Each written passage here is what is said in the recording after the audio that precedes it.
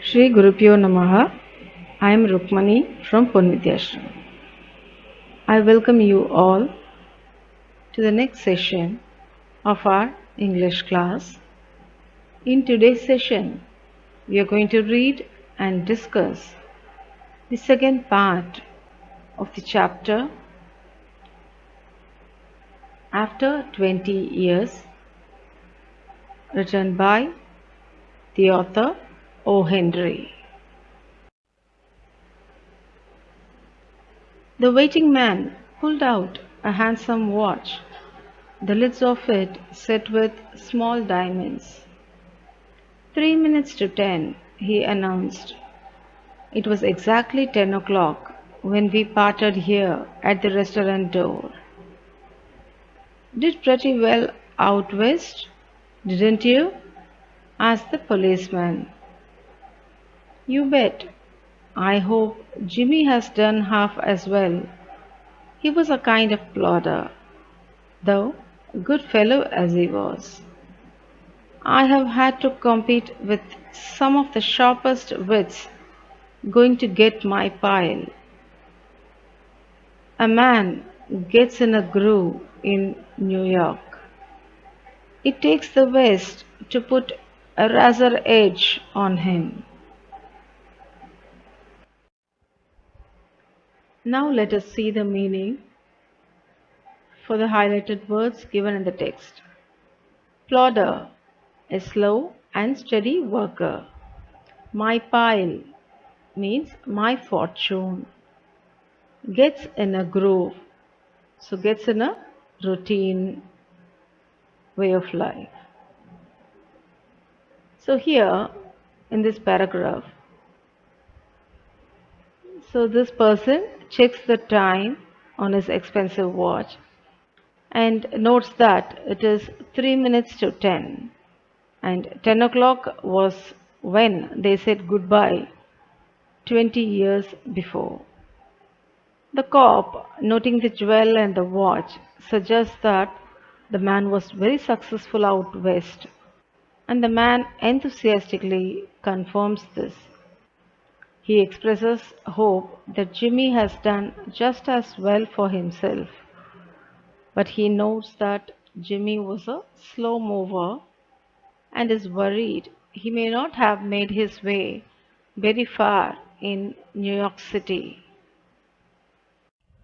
The policeman twirled his club and took a step or two. I'll be on my way. Hope your friend comes around, all right? Going to call time on him sharp. I should say not, said the other. I'll give him half an hour at least. If Jimmy is alive on earth, he'll be here by that time. So long, officer. Good night, sir, said the policeman, passing on along his beat, trying doors as he went. Now, let us see the meaning for the highlighted text. Call time on him sharp. It means leave if he doesn't appear on time. Okay, now let me explain the paragraph. So the cop makes to leave and offers his hope that Jimmy shows up. So he asks if the man will leave if Jimmy doesn't make it by 10 o'clock. The man says he will wait at least an additional half an hour because he has total faith that if Jimmy is alive, he will make the appointment. The cop accepts this and leaves. There was now a fine cold drizzle falling, and the wind had risen from its uncertain puffs into a steady blow. The few pedestrians in the neighborhood hurried dismally and silently along with coat collars turned high and pocketed hands. And in the door of the hardware store, the man who had come 1,000 miles to fill an appointment uncertain almost to absurdity, with a friend of his youth, smoked his cigar and waited. About 20 minutes he waited, and then a tall man in a long overcoat, with collar turned up to his ears, hurried across from the opposite side of the street. He went directly to the waiting man. Now let us see the meaning for the highlighted text. Hurried dismally means walked quickly in a cheerless way. Fill an appointment means keep an appointment. So now in this paragraph, the fine cold drizzle changes to a heavy rain with a strong wind blowing around. The man, who came a long way and waiting for his friend, looks at the pedestrians moving quickly from the place. Now the rain gets heavier and the man still waits. After about 20 minutes, a tall man appears wearing a long coat and hurries over. "Is that you, Bob?" he asked doubtfully. "Is that you, Jimmy Wells?" cried the man in the door. "Bless my heart!" exclaimed the new arrival, grasping both the other's hands with his own. "It's Bob, sure as fate. I was certain I would find you here if you were still in existence. Well, well, well, 20 years is a long time. The old gone, Bob. I wish it had lasted so we could have had another dinner there. How has the West treated you, old man?" "It has given me everything I asked it for. You have changed lots, Jimmy. I never thought you were so tall by 2 or 3 inches." Now the man appears in front of him. He asks if the man's name is Bob, but sounds doubtful. The man says it is and asks if it is Jimmy Wills. He is, and they shake. Jimmy expresses a wish that the old restaurant was still there so they could have had one more dinner in it, and then asks if Bob's time out west was good to him. Bob assures him that it has been. Bob then notes that Jimmy seems to be taller than he used to be. "Oh, I grew a bit after I was 20. Doing well in New York, Jimmy?" "Moderately. I have a position in one of the city departments. Come on, Bob. We'll go around to a place I know of and have a good long talk about old times." The two men started up the street arm in arm. One, his egotism enlarged by success, was beginning to outline the history of his career. The other, submerged in his overcoat, listened with interest. At the corner stood a drugstore, brilliant with electric lights. When they came into this glare, each of them turned simultaneously to gaze upon the other's face. Now let us see the meaning of this highlighted text. His egotism enlarged by success. It means his vanity increased because of his success. Now, in this paragraph, Jimmy assures him that he grew a little after he left. Bob asks if Jimmy is doing well, and Jimmy says that he is, and he works for the city.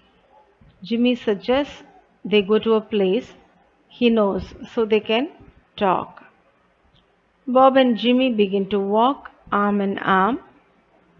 Bob tells Jimmy the story of his life, and Jimmy listens, obviously interested. When they reach a corner and stand under a street light, so under the glare,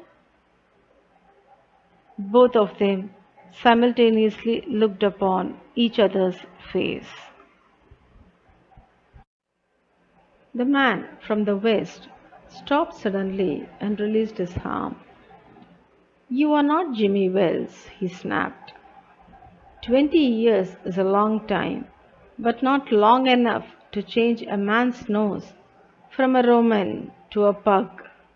"It sometimes changes a good man into a bad one," said the tall man. "You have been under arrest for 10 minutes, Silky Bob. Chicago thinks you may have dropped over our way and wires us. She wants to have a chat with you. Going quietly, are you? That's sensible.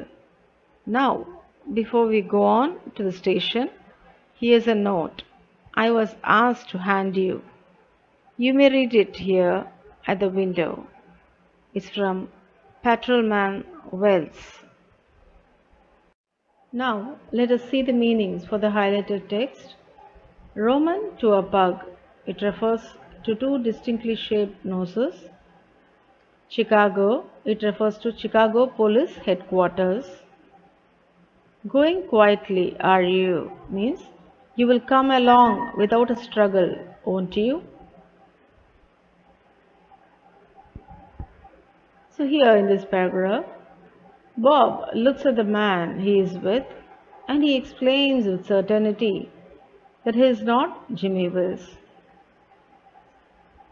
So, it means that the man next to him is not Jimmy Wills. Though a man can change much in 20 years, he explains, the shape of his nose could never be so drastically altered. So the other man says that he is in fact a plainclothes police officer and that the man whom he now refers to as Silky Bob has been under arrest since they met 10 minutes ago for warrants issued in Chicago. He gives Bob a note and says that it is from Patrolman Wells.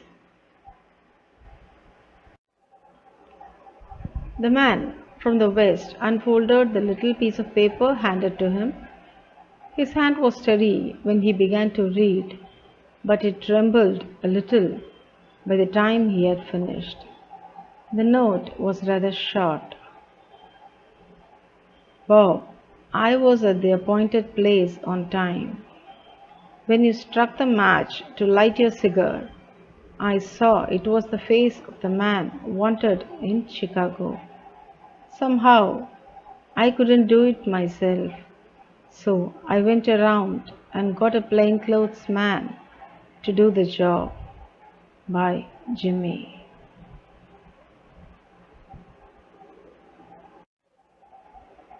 Now, the man from the west, that is Bob, reads the note given to him.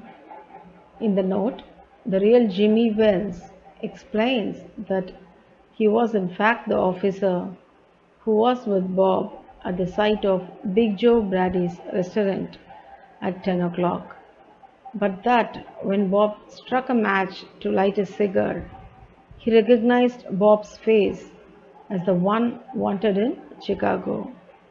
Jimmy did not have the nerve to arrest his old friend, so he had left before he could be recognized and found a plainclothes officer to arrest him.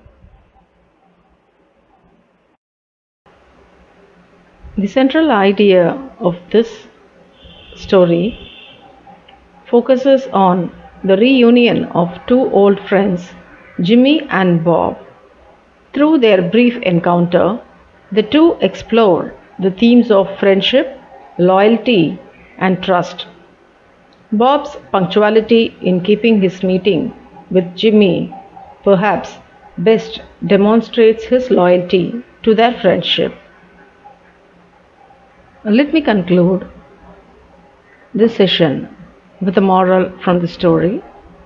Once a man becomes an habitual criminal, he can never trust anybody, not even his own best friend. This is the penalty any man or woman has to pay for leading a life of crime. They have to keep on the run. So, we have come to the end of this session, children. Thank you for watching. Have a nice day.